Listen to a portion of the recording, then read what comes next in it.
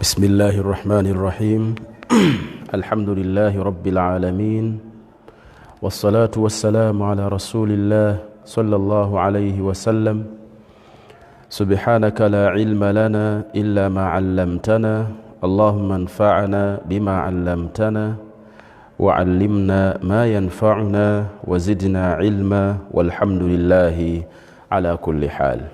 واجتب الله سبحانه وتعالى tumwebaza olw'ebyengero bingi byatuwa Allah tabaraka wa ta'ala.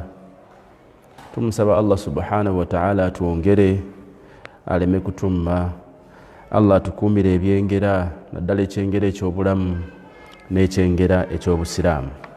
Nate tugenda mu maaso n'omusomo gwaffe ogwa ensobi ezikolebwa mu mizikiti.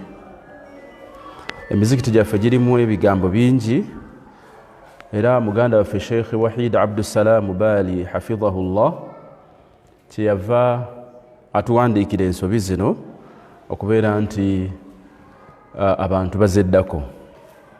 Twebaza abaganda baffe aba Tahira Islamic Center okubeera nti bawaayo obudde bwabwe, bawaayo sente zaabwe, bawaayo okulafubana kwabwe ebigambo bino kubanga bibatuukako.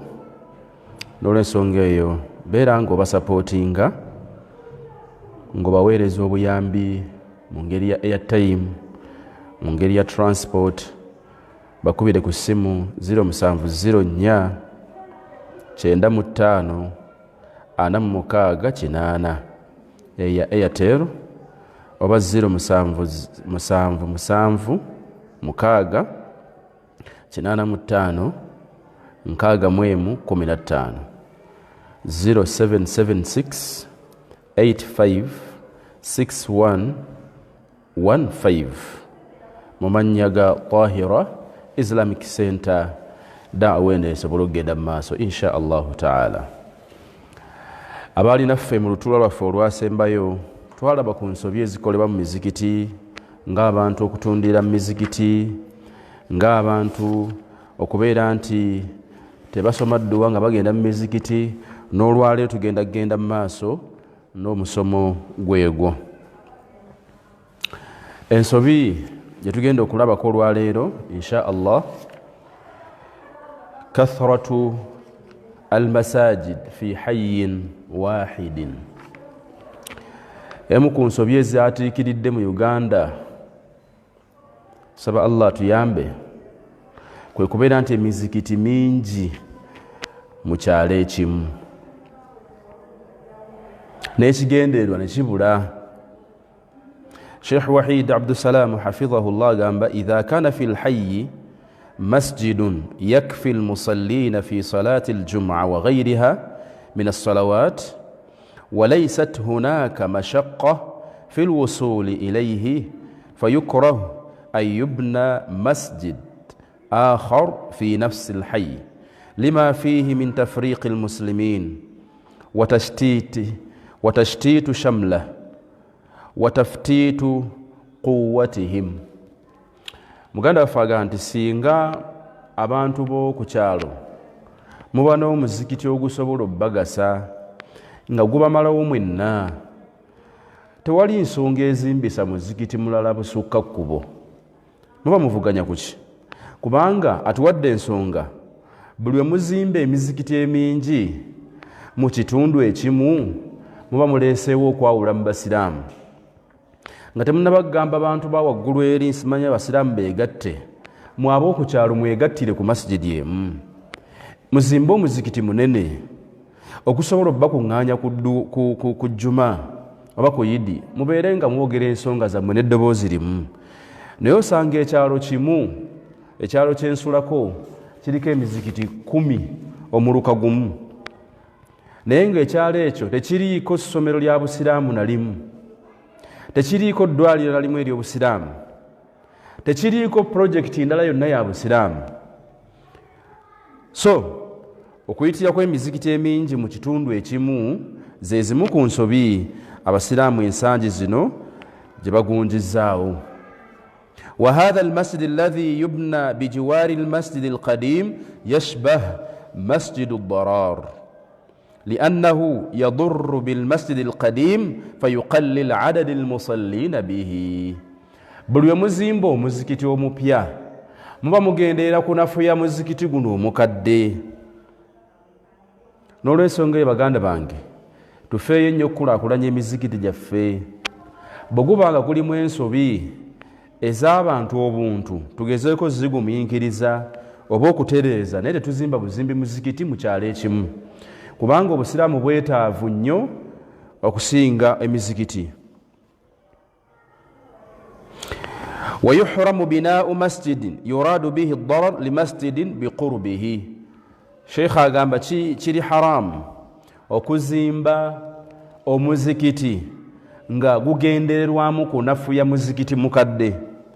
قال ابن تيمية رحمه الله كان السلف يكرهون الصلاة فيما يشبه مسجد الضرار. abalongofu abatusooka baatamwanga nnyo okusaalira mu muzikiti oguzimbiddwa nga guzimbiddwa kubeera nga gulwanyisa guli omukadde. tanbih, kino kikulu nnyo baganda baffe. idha kana almasjidu alqadim bihi bid'un la yumkinu izalatuha au kana bihi khatib yanshuru albid'a wal'itiqad alfasida.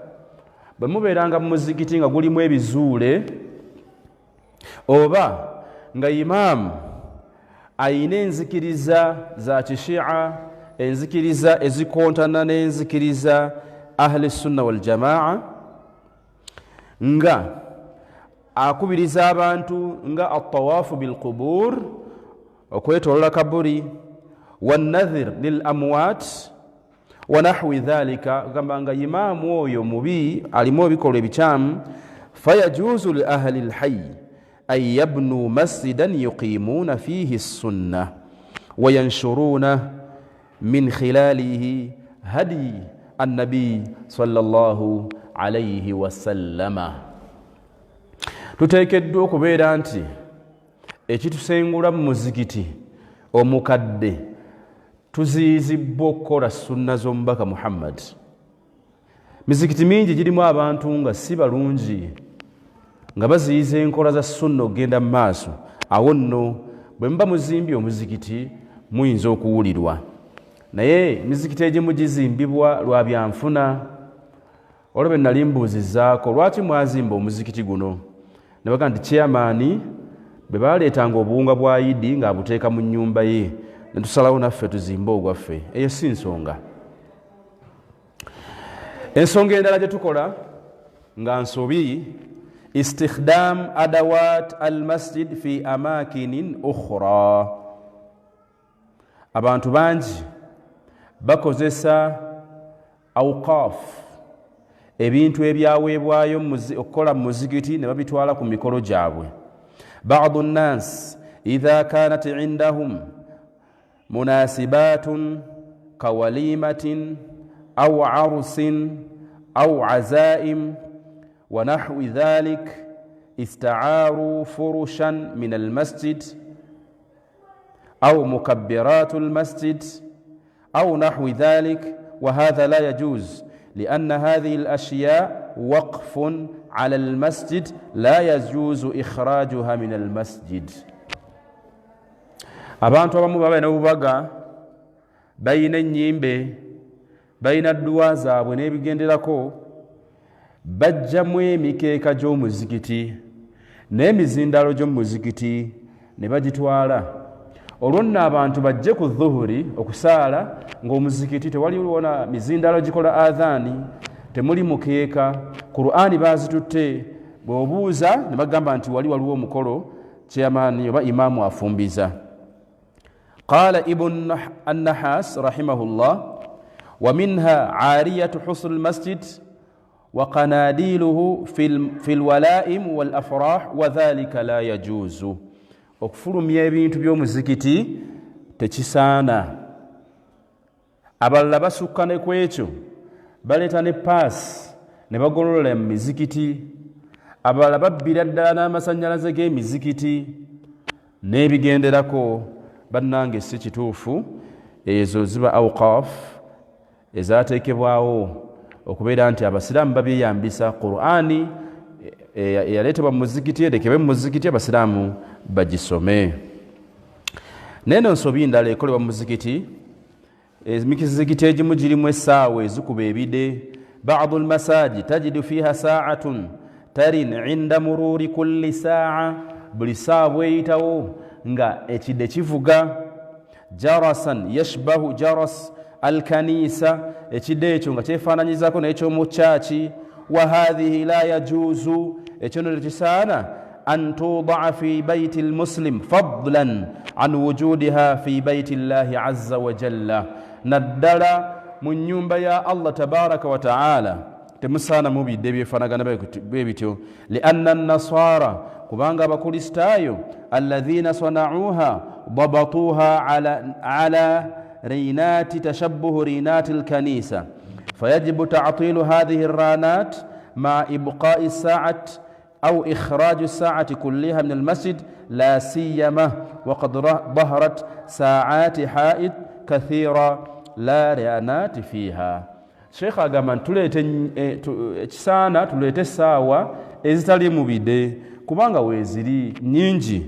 Okuleeta essaawa ng'ekuba ekide mu muzikiti kirimu okubeera nti otataaganya abantu abasaala.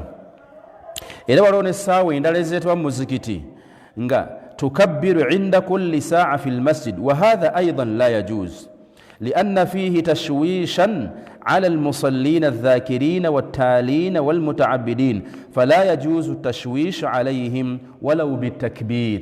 waliwo essaawa ezireetebwa mu muzikiti nga zozi buli luvannyuma lwa ssaawa ng'ereeta takbir onya wa yakhruj n'afuluma mu muzikiti duna an yusalliya fiha, nga tasaalidde mu muzikiti ogwo rak'atay tahiyat almasjid, nga tasaaliddeeko eraka bbiri ez'okuyingira mu muzikiti.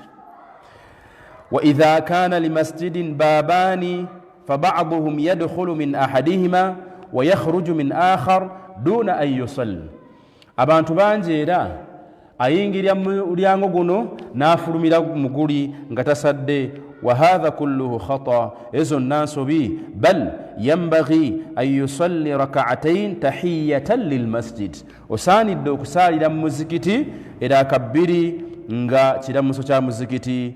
Era wa adaban ma'a Allahi azza wa jalla fi baytihi, kiraga nti oyina empisa ne Allah wo. Ne bw'osanga nga khatibu ali mimbari beera ng'osaalayo raka bbiri tahiyatan li rabbi hadha albayt wa adaban ma'a Allahi tabaraka wa ta'ala.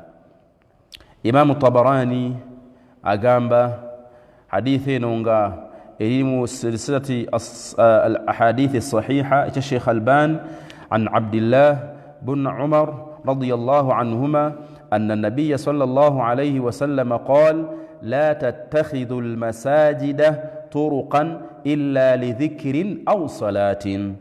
حديث حسن رواه الطبراني في الكبير وحسنه الألباني في الصحيحة. حديث ينامبر كمي مهم. نبي محمد صلى الله عليه وسلم يغمبت مفولا نجي مزكتي أما كوبو muzikiti gulina kukolebwamu ebintu bibiri. Ekisookera ddala dhikir, kwogereramu ku Allah na sala. عن عبد الله بن مسعود رضي الله عنه أن رسول الله صلى الله عليه وسلم قال نبي محمد يقام إن من أشراط الساعة أن يمر الرجل بالمسجد لا يصلي فيه ركعتين. أكمكو بنربوا يوم القيامة بيبانتو كجم مزكتي ng'ekimulese mu muzikiti ayina ensonga ndala yonna n'atasalira mu swala yonna wadde raka bbiri, ayina gwabanja. Era ezimu ku nsobi naddala ewaffe e Buganda wano al-i'tiqad anna iqamatu al-afrah fi al-masjidi sunna. Abantu bano bakimanyi nti okukolera emikolo mu mbaga mu muzikiti sunna, nga beesembesa hadithi egamba nti a'linu hadha an-nika waj'aluhu fi al-masajid, mulangirire embaga muziteekere mu mizikiti. Sheikh agamba Wahid Abdusalam wa hadha khata والحديث المذكور ضعيف ensobi eno ey'okulowoozesa abantu nti emikolo kebeera embaga tulina kuwoowera ku muzikiti omukulu si kituufu. Ehadithi eno sheekha atuwa amakubo gaayo mangi agagifuula okubeera nti si ntuufu, asobodde beera nga ogigoberera. Sheekha agamba hadithi eyo si ntuufu kubanga eri mu tariqi Isa bun Maymun an Qasim bun Muhammad عن عائشة به وقال وعيسى بن ميمون قال عنه يحيى بن معين ليس بشيء وقال عمرو الفلاس متروك الحديث وقال البخاري منكر حديث. أبونا إمام البخاري يقول حديثه منكر أبمني مصطلح الحديث حديثه منكر فالحديث ضعيف نقول سنجيو حديث لا يحتج به ولذلك نشيخ الباني ضعفه الألباني رحمه الله في الضعيفة. أما الجملة الأولى منه أعلن النكاح محديث ملمو تشيغامبو تمولانجيرين بغا تشيغامبو تشيتوفو تشينا بزيبو فلها شواهد تتقوى بها ولذلك حسنها علامة الألباني في صحيح الجامع. نعم العقد في المسجد مباح okolera embaga mu muzikiti tekirina buzibu ka'aqdihi fi ayi makanin akhar embaga ikoleddwa ewaka n'ekoleddwa mu muzikiti zonna ntuufu ma lam yahduthu fi lmasjid mahdhurun shar'i. Abantu bajja mu muzikiti, nali mbaddeko kugumu ku mizikiti emikulu wano mu Uganda nga baleese bandi yennyini ng'ekubira mu masjid egimu ku mizikiti eminene ewaffe wano nga baleese bandi ekubira mu muzikiti. Tasawwar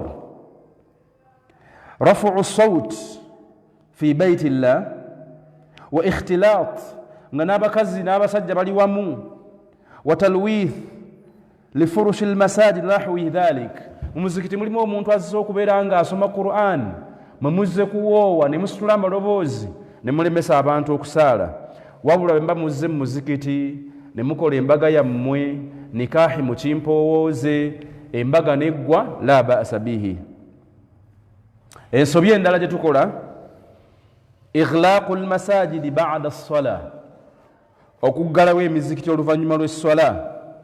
Sheikh agamba min albida' allati dhaharat fi hadha az-zaman إغلاق المساجد بعد الصلوات وهذا خطأ فإن المسجد بيت الله عز وجل وينبغي أن يظل بيت الله مفتوحا لعباده يؤومون في أي وقت شاءوا.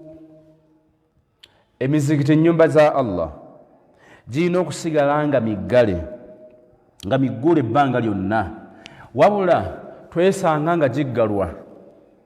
Ewaffe wano tulina ensonga lwaki tuggalawo emizikiti, ababbi bayitirira, wabula twali badde tuteekawo omuntu nga tumusasula ng'afuna n'omusaala okulabirira omuzikiti, naye era olw'abantu obutatuukiriza buvunaanyizibwa era ajja kuvaawo nga mwamuwadde ssente okukuma omuzikiti era babbe ebintu byammwe.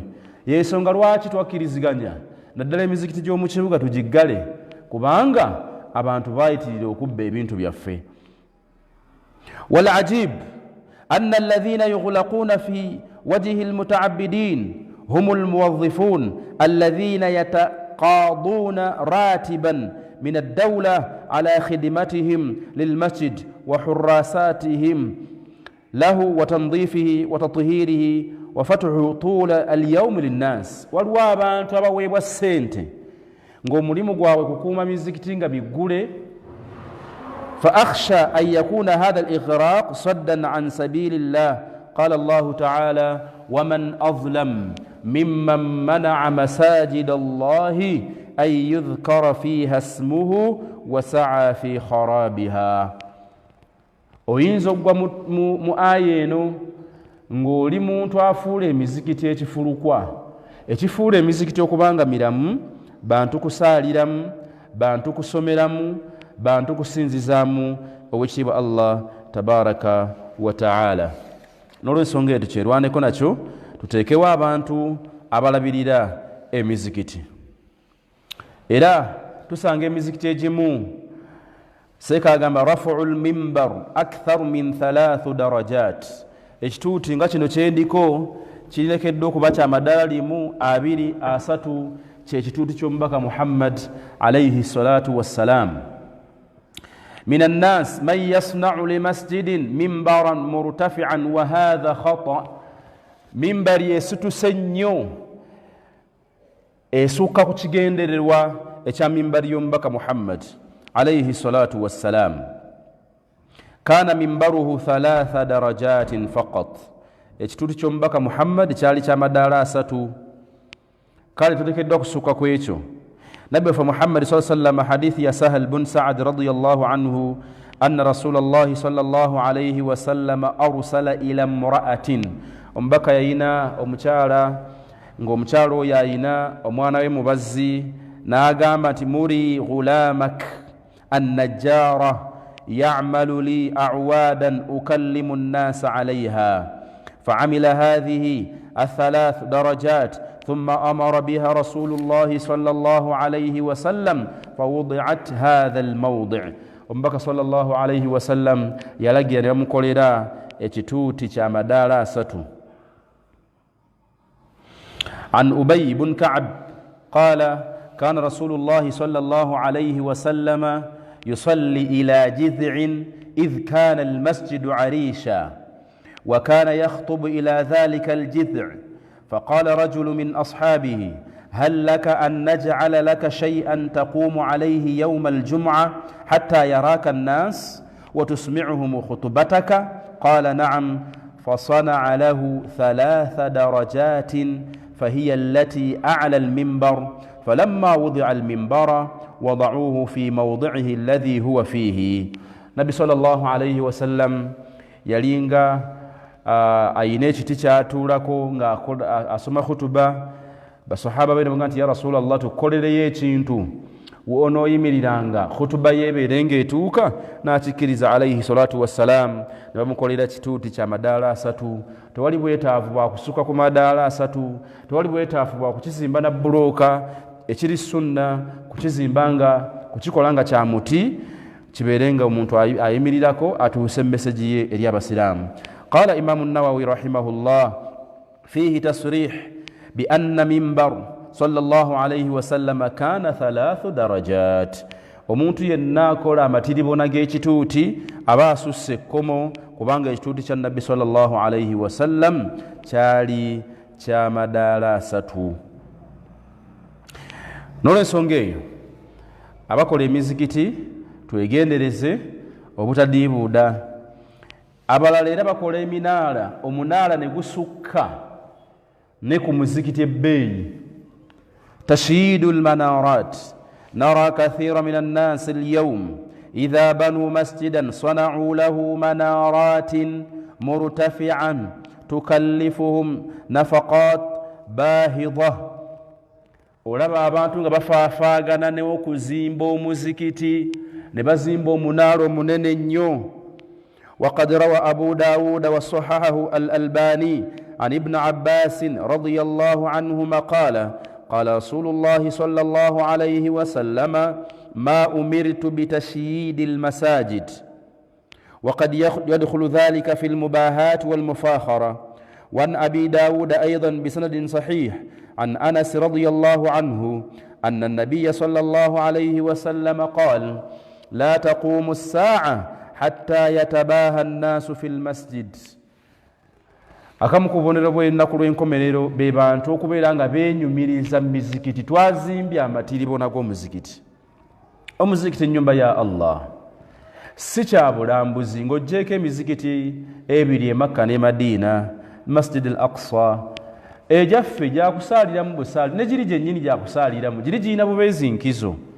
Naye abantu basonda ssente ezitagambika ne bazimba omuzikiti ogusukka n'obwetaavu bw'ekitundu. Oba oliawo ne ssente ezaali badde zigasa obusiraamu birala, ne babeera nga bawunda emizikiti. Okulungiya omuzikiti kirungi, okugunyiriza kirungi, naye ate okuguwunda ennyo ennyo ekiyitiridde tekyali badde ekisaana. Omubaka yagamba nti ekimu ku bubonero bw'enkomerero be bantu okubeera nti yatafakharuna bibinaiha wartifaiha, nga bajja kubeera nti beewaana emizikiti gyaffe gwaffe gwa bbeeyi okusinga ogwammwe. Walmaqsud, baganda bange batulaba, ekigendeerwa mu kuzimba emizikiti huwa alkhushu' walkhudu'u lillahi fiha wa hadha yunafi almubahat. Ekizimbisa emizikiti bantu kujja kusinzizaamu Allah, si kirala kyonna.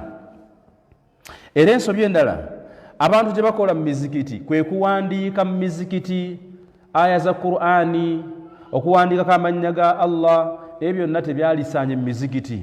Ku lwaki? Omuntu ono azze okusaala ajja kulemererwa okuteeka obuwongo ku swala, atunule ku bisenge okutunuulira amatiribona g'ebigambo bye bawandiika. N'olw'ensonga abakola emizikiti mutuyambe mubeerenga emizikiti gya Allah abantu bajjamu kubeera nga bafuna khushu'u wal khudu' ila Allah, si kujja kubeera nti ate bino bye mwakoze amatiribona mu muzikiti gajja abantu ku kigendererwa eky'omuzikiti. تنبيه: إذا أحاطت بالمسجد عمارات مرتفعا فحجبت صوت الآذان عن الناس فحينئذ لا بأس من رفع المنارات واحد المسجد من غير إسراف ولا تبذير، ووضع مكبرات الصوت فوقها ليصل صوت الآذان إلى المسلمين. شيخ أغامبا بابا obwetaavu okuzimba emizikiti eminene. For example, tuli mu kibuga nga kalina ngeezo tekirina buzibu olw'obungi bw'abantu, n'okuwanika emizindaalo abantu bawulire tekigaanibwa, naye ekigaanibwa kwe kusukka ku bwetaavu bwammwe obw'ekitundu, oba oliawo sente ezaaliyambye bamulekwa bannamwandu, ezaaliyambye ku mirimu emirala gy'obusiraamu, abantu ne muziteeka mu kudiibuuda emmaali eyo. At-tadkhin dakhil dawratul miyah fil masjid. Waliwo abantu abamu naddala nga balina obuvunaanyizibwa ku muzikiti banywera sigala mu mizikiti. Yagamba Nabbi waffe Muhammad sallallahu alayhi wa sallam, yagamba alayhi salatu wassalam, hadith rawahu Ahmad wa Ibn Majah wa ghayrihima wa sahahahu al-Albani rahimahullah fil irwa al-ghalil. Hadith ya namba 893 mu kitabu ky'ayita al-irwa. Omubaka yagamba nti la darara wala dirara, obusiraamu tebukkiriza kwekosa wadde okukosa abalala. Kati okunywa sigala kuno kwe munywera sigala ku mizikiti, gwe kennyini okosa amawuggwego, ate naffe tukolako kye bayita passive smoking, wa hadha la yajuz. Walianna fihi israfan wa tabdhiran, kirimu n'okudiibuuda. Yaqulu Allahu tabaraka wa ta'ala, innal mubadhirina kanu ikhwana ash-shayatin. Wa min huna la yajuzu limuslimin أن يقترف هذا المحرم في أي مكان فضلا عن محلقات بيت الله عز وجل. Omusiraamu tateekeddwa kunywa sigala wadde ebitamiiza naddala ng'abikolera mu muzikiti. فهؤلاء الذين يدخنون داخل دورات المياه يرتكبون ذنبا وهم على مقربة من محل السجود والخشوع لله. Abantu bano abanywera sigala mu kifo abantu bazze okubeera nga beetowalize ewali Allah, n'obeera nga oli mukalubo nnyo ku ekyo. Wayaturukuuna alkhala mudkhinan fayataadha man yadkhulu ba'dihim min almuslimin. Abantu bano ng'ogenda n'onywera sigala eri mu ttooyi, omusiraamu n'ajja okufunirayo wuzu n'asangayo ekivundu gya sigala n'omunakuwaza. N'olw'ensonga eyo tuve kunywa sigala. Abalala no banywera na ku miryango gya muzikiti. Wa minan nas man yajlisu ala babi baiti llahi azza wa jalla wa yadkhin, abamu banywera ddala ku miryango gy'omuzikiti awo. Wa hadha su'u adab ma'a Allahi azza wa jalla ala babi baitihi. Oba n'empisa embi ne Allah wo, oyimiridde ku mulyango gw'omuzikiti, oli nno kale anyweredde sigala eri mu ttooyi, oyo kaleko wadde nga nolyo dhambi, naye abalala banywera awo ku mulyango. وارتكاب المعصية عند الله تبارك وتعالى. نسأل الله أن يتوب على عصاة المسلمين. سبحان الله سبحانه وتعالى أبيرنغا سنوا أبجيم بسلام. tetukoma nno naawo wawale ba imaamu nga bangi basigala nga aimma ba'du al-a'imma muganda waffe agamba ba'du al-a'imma waliwo bayimaamu abamu hadahumullah tusaba Allah balungamye yadkhuluna oba yudkhinuna wa hadha la yanbaghi fi haqqi al-'amma fadlan 'ani al-a'imma okunywa sigala kibi naye ate bwe kijja ku imaamu ate kisukka alladhina hum qudwatun lilmusallin ba imaamu baffe tulina okulabirako subhanallah wa zada at-tin billah anna ba'dhum yartakib hadha adh-dhanb fi ghurfati allati fi al-masjid awonna ate ne bongera ekizibu banywera ddala sigala mu muzikiti osanga imaamu mu ofiisi ali mu kunywa segereeti bal yahduru fiha ويدخن في هذه الغرفة وكذلك عمال النظافة في المسجد يدخنون في هذا الغرفة نابا لابا ميامبكو إمام وبويرزاكم مزكتي نابا نيسيغالا وهذا أمر محزن مؤسف تشيكوا سنكو أدتشيو نيسا ينبغي للأئمة والعمال الذين يفعلون ذلك أن يتقوا الله في أنفسهم ba imamu baffe abakola ebikolwa ebyo bati Allah wa an yu'azzimu hurmata almasjid omuzikiti baguwe ekitiibwa dhalika wa man yu'azzimu sha'air Allah fa innaha min taqwa alqulub. Ensonga endala ezikolebwa mu mizikiti gyaffe dafnu lmayiti fi lmasjid okuziika abantu mu mizikiti من البدع المنتشرة في العالم الإسلامي اليوم دفن ما يعتقد فيهم أنهم من أهل الصلاح في المسجد abantu baziika bo bebalowooza nti bantu batuukirivu wa min annas man yabna ala quburihim masajid ate abamu basangawo kaburi y'omuntu oba ya sheekhe ne bazimba omuzikiti okumpi ne kaburi ya seeka wa hadha kulluhu khata ekyo nno kikyamu okuzimba kaburi okumpi n'omuzikiti oba okuddira mu muzikiti okuziikamu omuntu olw'ensonga zino sheekhe zatuwadde. Ensonga esooka liannahu tashabbuhu bilyahud abakola ebikolwa ebyo muba mwefaananyirizaako abayahudi wannasara n'abakristaayo haithu kanu yabnuuna ala quburi anbiyaihim wa salahihim masajid bazimbanga ebiyitirirwa ku kaburi z'aba bantu abalongoofu. N'olw'ensonga eyo omusiraamu tateekeddwa omusiraamu aziikibwa mu limbo y'abasiraamu. Obulongoofu bw'omusiraamu oyo Allah we yabumanyi, tekiina kakwate konna ku muntu kumusembeza kumpi n'omuzikiti nti olwo ye mulongoofu ennyo. Maama waffe Aisha radiyallahu anha agamba qala rasulullahi sallallahu alayhi wa sallama fi maradihi alladhi lam yaqum minhu, omubaka sallallahu alayhi wa sallam bwe yali ku ndiri olunaku obulwadde obwamutwala yagamba alayhi salatu wassalam la'ana allahu alyahuda wannasara ittakhadhu qubura anbiyaihim masajida lawla dhalika ubriza qabra ghayra annahu khushiya an yuttakhadha masjida. Nabbi sallallahu alayhi wa sallam yagamba Allah subhanahu wa ta'ala yagoba mu kusaasira kwe abayahudi n'abanasara kubanga bazimbanga emizikiti ku kaburi z'abantu baabwe abalongoofu. Newane mu Uganda weebiri seeka omukulu bw'afa nga bamuziika kumpi n'omuzikiti. Hadha khata. Imam Muslim an Jundub bun Abdillah al-Bajali anna Rasulallahi sallallahu alayhi wa sallam qala, omubaka yagamba inna man kana qablakum kanu yattakhidhuna qubura anbiyaihim wa salihihim masajida. Omubaka yagamba nti abaatusooka baafuulanga emizikiti ekabuli z'abantu baabwe nga mizikiti. Ala n'atugana fala tattakhidhu alqubura masajid, temufuulanga limbo nga gye mizikiti. Inni anhaakum an dhalik. Omubaka sallallahu alayhi wa sallam yakitugaanira ddala.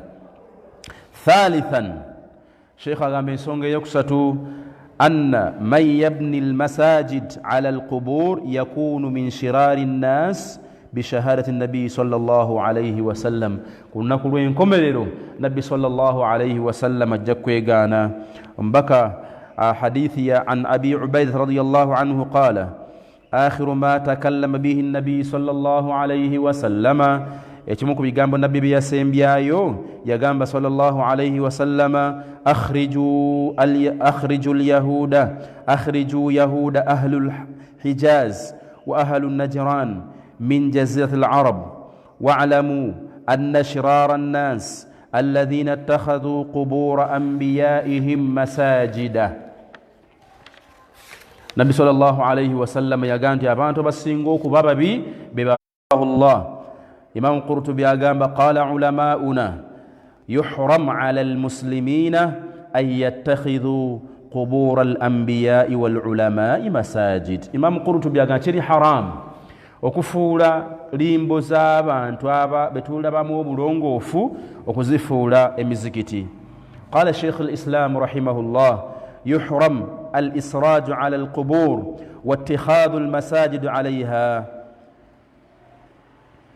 ولا أعلم فيه خلاف ما بين العلماء المعروفين. إمام ابن تيمية قام تمني يوم منينا kuba manyi abajibwako ng'ayinamu enkenyera ku kigambo ekyo nti okuteeka kabuli muzikiti oba okuzimba omuntu okumpi n'omuzikiti nti kiri haramu. Hukumu sola, era ebigambo bingi awo ebikwatagana n'okusaalira essola mu muzikiti ogulimu kabuli. أن يقصد الصلاة في مثل القبور متبركا بصاحب القبر فهذا يحرم. omuntu yenna singa ogenda mu muzikiti ogufaanako bwe gutyo ng'olowooza nti oyo eyaziikwa aba okumpi n'omuzikiti agenda kuwa emikisa, kiri haramu. ekyokubiri أن يصلي في المسجد المقبور دون قصد التبرك بصاحب القبر فهذا يكره.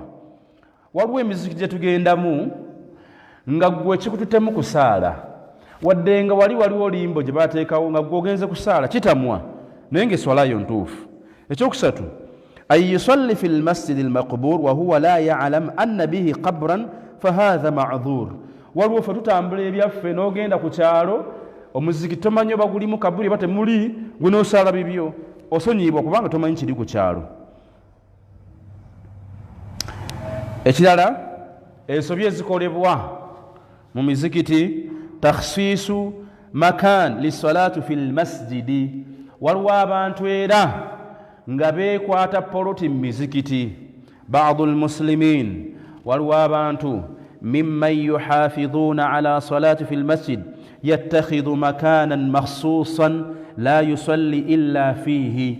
waliwo abamanyiddwa nti akakafo ka Sulaimaani imma bijiwari lmimbar au an yamini limam, ayinza okubanga wano ku ddyo wa imaamu oba mu kasonda, au bijiwari sariyat min siwari lmasjid wa nahwi dhalika.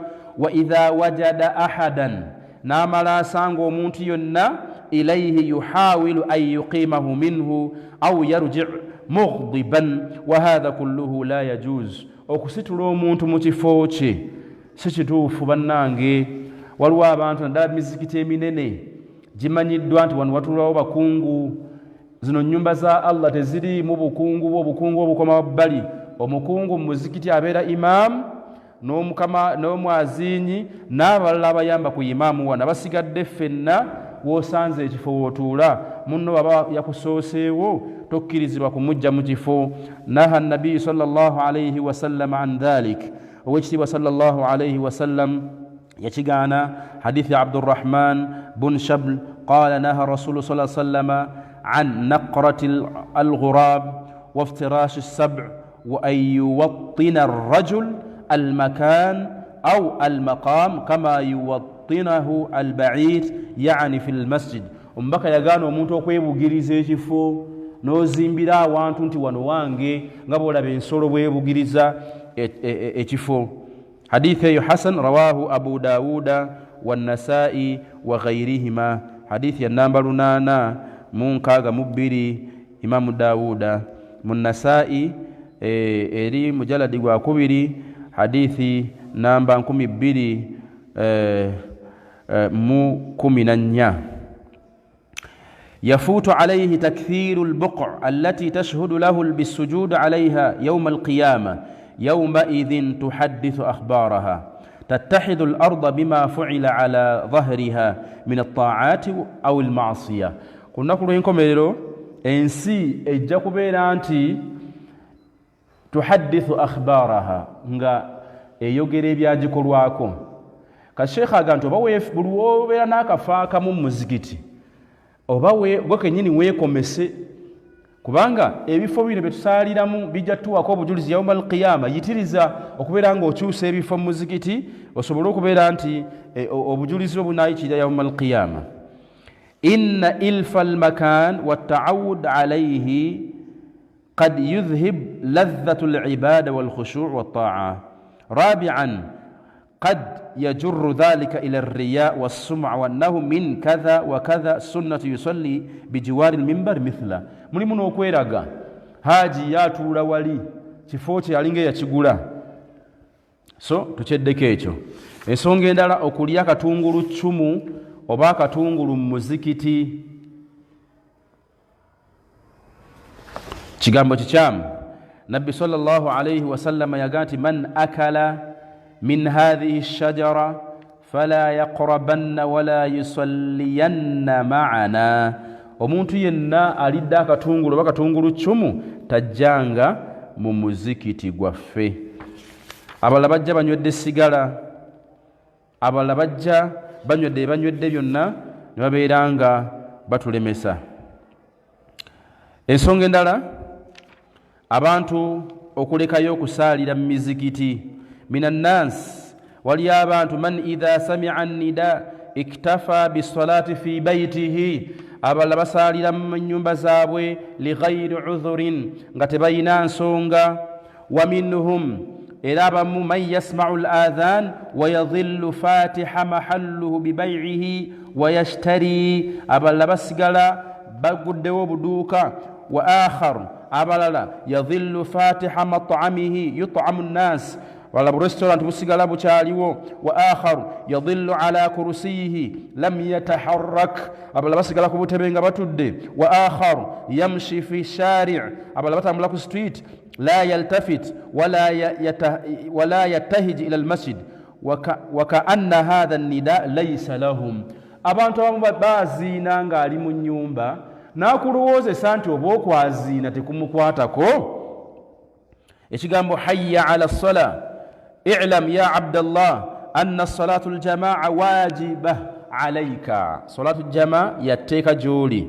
Fa idha sami'ta almunadi, bw'owulira ng'omwazinyi ng'aga nti hayya ala ssala hayya ala alfala infad lidduniya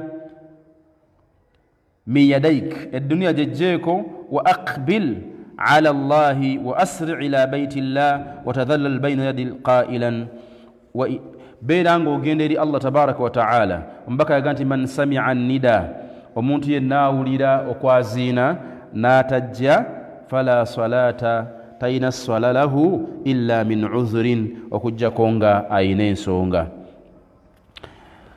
Abalala balikiradde okusala salatul jamaa, n'olw'ensonga eyo jangu obeere nga oyimirizaawo esswala. Ensonga eno nkulu nnyo ate ensobi eno mu mizikiti gyaffe naddala wano ewaffe Buganda ne Uganda okutwaliza awamu.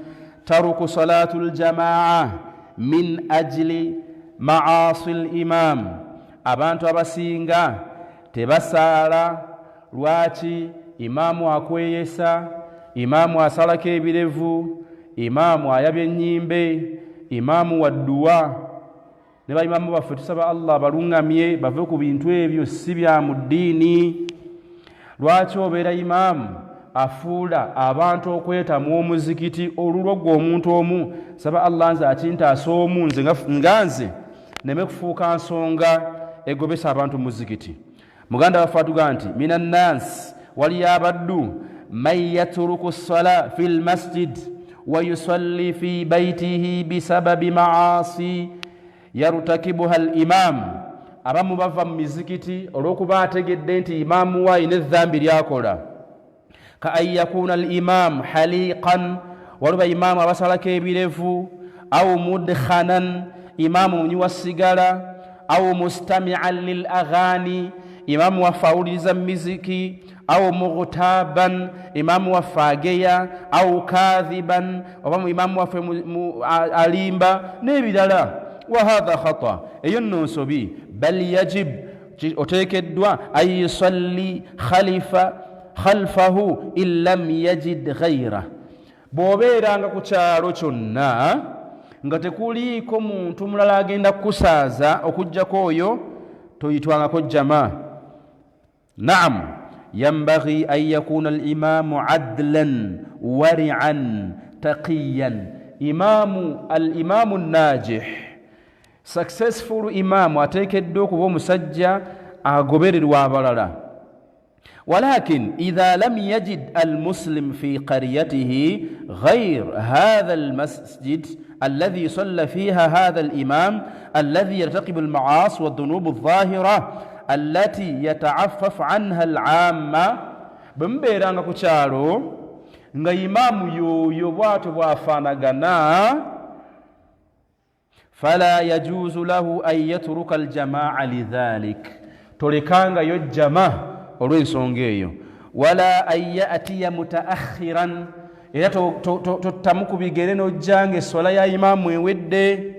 Liyaqida jamaatu thani, tusangayo abantu mu mizikiti bateekawo jama ez'okubiri, bwebabuuza nti lwaki, anti imaamu waffe munna bid'a. Faqad amara an-nabi sallallahu alayhi wa sallam, omubaka waffe Muhammad yatulagira bisalati khalfa al-a'imma, omubaka yatulagira tusaalire mabega wa imam, wa in kanu zalama, kabeere nga balyaza amaanya. Yagamba nabbi waffe Muhammad, yusalluna lakum fa in asabu falakum wa in akhta'u falakum wa alayhim. Hadithun sahih rawahu al-Bukhari. Hadithu eyo namba 694 Imamu Bukhari. Omubaka yagamba nti mujja kusaazibwa abantu, bajja banakuwaza. Kale abantu banakuwaza, otuuka mu muzikiti ng'omusajja ekkanzu agirinnyamu naye nga wallahi ya imaamu aliwo. Omubaka agambye nti falakum wa alayhim, be bamanyi n'ebizibu byabwe, genda osaale. وقد كان الحجاج بن يوسف الثقفي فاسقا ظالما، amanyi ebyafaayo. Hajjaj yali musajja mwononefu. ومع ذلك صلى خلفه الصحابيان الجليلان عبد الله بن عمر وأنس بن مالك رضي الله عنهما. ومسجون Hajjaj n'obwononefu بالصحابة بكرو باسالي لانge mabegawe Abdullah ibn Umar ne Anas nga bagobera ekiragiro ky'omubaka Muhammad alayhi salatu wassalam. وقد كان الوليد بن عقبة بن أبي معيط يشرب خمر وكان هو إمام، فكان يصلي خلفه الصحابي الجليل عبد الله بن مسعود رضي الله عنه، حتى إنه صلى بهم الصبح مرة 4 ثم قال أزيدكم. ono yabasazaako lumunga taliiko ng'enjogera y'olwaleero, nagamba ongere. Qala ibn Mas'ud ma zilna ma'ak منذ اليوم في زيادة. يقول إمام الطحاوي رحمه الله: ونرى الصلاة خلف كل بر وفاجر من أهل القبلة وعلى من مات منهم. ويقول علامة ابن العز في شرحه: والفاسق والمبتدع صلاته في نفسه صحيح، فإذا صلى المأموم خلفه لم تبطل صلاته. بوسالي مabega w'omuntu afaanagana bw'atyo esswala yo ebeera ntuufu. والأولى esingako bulungi an yusalliya almuslim khalfa alimamu aladli, ekisingako bulungi kusaalira mabega wa imaamu omulungi attaqiyu, omusiraamu atya Allah. In amkanahu dhalik, bw'obanga oyinayo option ya imaamu omulungi ogendanga eyo. Ka an yakuna fi qaryati aw hayyihi masjidani, bw'omubeera ku kisyalo nga muliko emizikiti ebiri, ahaduhuma imamuhu fajir wa akharu imamuhu barrun adlun فحينئذ عليه أن يتحرى الصلاة خلف إمام البر العدل بومبنا ku mizikiti ebiri kukyalo nga kuliko emizikiti ebiri gende wali imamu akutebenkeza omutima fa in lam yumkinuhu dhalik bwobanga otendewaliddwa fala yajuzu lahu an yatakhallafa ala aljamaa fa inna fi'lah kana mubtadi'an fa inna man fa'alah kana mubtadi'an seka agamba akambuwaddemu wano bw'okikola ng'ekyo ojja kuba muzuuzi n'olwensonga eyo baimamu baffe nabo babeere nga beddako ensonga gye tusembyayo olwaleero barakallahu fikum taradu sibiyani min almasjid waliwo abantu naddala bakola mu kuteekateeka emizikiti bagoba abaana b'obusiraamu mu mizikiti naddala mu kibuga wano babasaaliza wabweru wa mizikiti بعض القائمين على شؤون المساجد إذا رأوا صبيانا صغيرا قد جاء إلى المسجد بادروا بطرده بقسوة وغلظة بحجة المحافظة على نظافة المسجد بانما مشافوازو مزكتي bagoba abaana olw'okukyafuwaza omuzikiti bannange si kituufu nabbi waffe sallallahu alayhi wasallam yatulagira yagamba nti murru auladakum bissala wahum abnau sab wadribuhum alayha wahum abnau 10 sinin wafarriqu bainahum fi lmadaji bannange mbaka tugagira abantu balagira okusaala nga bawezezza emyaka 7 kakati ate gw'olyawo bagoba mu muzikiti si kirungi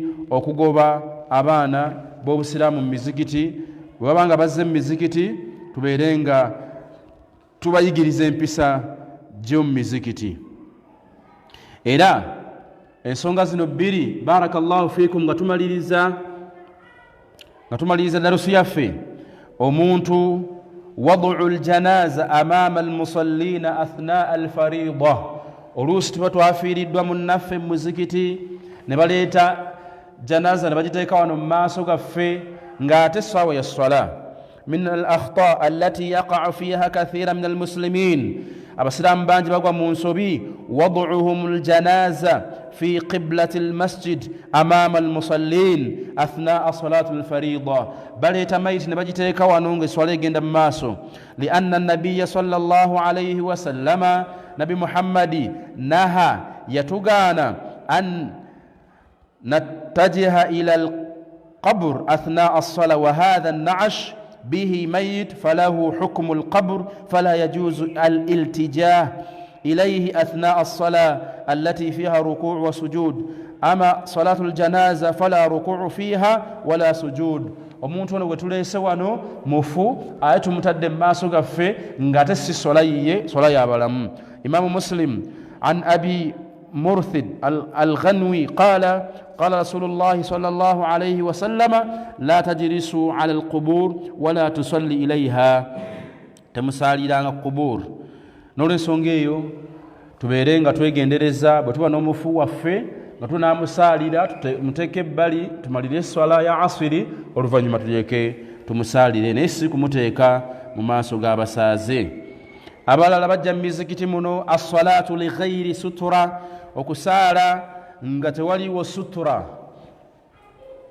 asutura kitegeeza ekintu ekikusiikiriza min al akhta allati naraaha kathira fi lmasajid salatu ba'd almusallina ila ghairi sutura abantu abamu basaala nga tewaliwo sutura nabbi sallallahu alaihi wasallam yagamba idha salla ahadukum falyusalli ila sutura وليدن منها ولا يدع أحدا يمر بين يديه فإن جاء أحد يمر فليقاتله فإنه شيطان نبي صلى الله عليه وسلم أقام بوبانغو سالا تيكاو سترة مثل مؤخرة الرحل كما كانتو ngakalinga katebe akabeera ku ngamiya nga kali visible osanga abantu abamu bateekawo busumuluzo abalala bateekawo kitabo abalala busimu ekintu kyoteeka mu maaso go kiteekeddwa okuba nga kiri visible nga kirabikira ddala omuntu abeera nga akusiikiriza ayagala okuyita mu maaso beera ng'omusazaamu. Omubaka yagaa nti la tusal illa ila suturatin, temusaalanga okujjako nga musaalira maaso gammwe nga mutaddewo sutura. akhiran dukhulu lmasjid bijawrabi muntin, abamu bayingira mu mizikiti n'ebisitookisa ebicaafu. ba'du nnas, abantu abamu yahduruna as-sala, bajja mu ssala bijawariba raihatuha muntina min kathratu al-araq fayataadha minhu almuslimun wakadhalika almalaika. banyiiza zimalaika za Allah n'abasiraamu.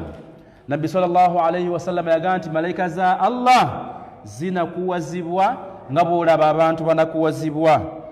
Kyova olaba yagamba mu hadithi endala nti man akala albasala, bw'obanga olidde akatungulu, wathuuma, oba olidde katungulu ccumu, fala yaqrabanna masjidana, toyingiranga mu muzikiti gwaffe, fa inna almalaika tataadha mimma yataadha minhu banu adam, malaika za Allah nazo zinakuwazibwa. wa raihatu hadhihi aljawrab, ekisu ekiva mu stokisi kisinga ne katungulu ccumu. N'olwensonga eyo tweddeko. Barakallahu fikum wa jazakumullahu khair. Era akasemberayo ddala olwaleero, taruku inkaru lmunkar fi lmasjid. Abantu abamu babeera mu mizigiti nga bawalimu, ezimu ku nsobi ezikolebwa ne baleka ffe abatali bawalimu ne twererejja, n'atuula wali mu nsonda n'alabira ddala ensobi ezikolebwa mu muzikiti nga tasobola jjogerako. Sheikh agamba mu kitabo kyaffe kino, min talabati lilm man yadkhulu lmasjid yusalli fayushahid akhtaan fi salati ba'd almusallin fala ya'muruhum bitasfihi akhtaihim. Omuntu ayingira mu muzikiti nga muwalimu n'alaba ffe abali mu muzikiti tetumanyi kusoma Qur'ane, bwetu bwe tusaala natatufaako. wa hadha khata, eyo nno nsobi. lianna alilm, irimu eyo gye wafuna amaana, obuno buvunanyizibwa. yambaghi tablighuhu linnasi wa lianna nabiya sallallahu alayhi wasallam, omubaka yagamba man raa minkum munkara falyughayiruhu biyadihi fain lam yastati' fabilisanihi fain lam yastati' fabiqalbihi wadhalika adhafu liman. hadithun sahih rawahu muslim. omubaka yagamba bwolabanga ekintu kyonna ekikyamu kijjeewo, walakin yambaghi, osaanidde gwe ajjawo ekikyamu muzikiti, taghyira almunkar bilutufin walinin. beera nekisa bwolabanga omuntu asaala obubi mutereeze, bwolabanga tamanyi kusoma Qur'ani mubuulire. naye okubeera mu muzikiti ng'olina irimu eyiika n'amazzi nga togitubuulidde, oba otulyazaamaanyizza, tukwate bulungi otutegeeze. insha allahu taala omulundi ogujja tujja kweyongera mu maaso n'ensobi endala ezikolebwa mu muzikiti nga tukyali mu kitabo kyaffe kino kye bayita alkalimatu nnafi'a fi lakhta'i shai'a, ebigambo eby'omugaso mu nsobi ezikyase mu bantu. saba Allah subhanahu wa ta'ala atulungamye ate atulungamizeeko n'abalala. allahumma hdina wahdi bina وجعلنا هداة مهتدين وصلى الله وسلم على سيدنا محمد وآله وأصحابه أجمعين. والسلام عليكم ورحمة الله وبركاته.